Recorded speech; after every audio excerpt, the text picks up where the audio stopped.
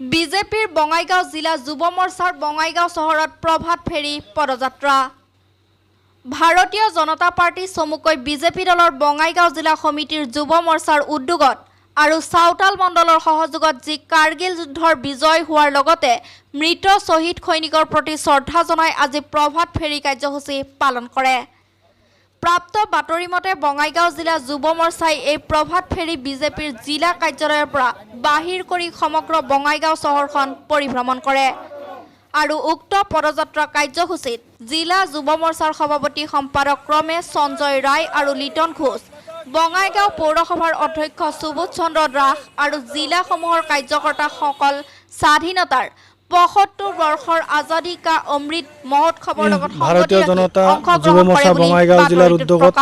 আৰু আমাৰ চাউতাল মণ্ডলৰ সহযোগত আৰু মৰ্চাসমূহৰ সহযোগত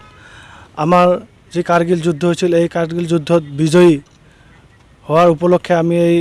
বিজয় উৎসৱ কৰাৰ লগতে এই কাৰ্গিল যুদ্ধত নিহত সৈনিকসকলক স্মৰণ কৰি আমি আজি এই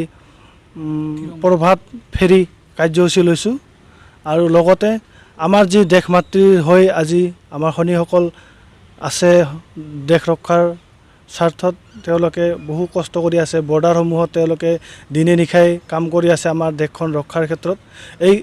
এই চেগতে মই ভাৰতীয় যি সৈনিক আছে আমাৰ দেশ ৰক্ষাৰ লগত জড়িত তেওঁলোককো মই শ্ৰদ্ধা জনাইছোঁ আৰু তেওঁলোকক মই সেৱা জনাইছোঁ।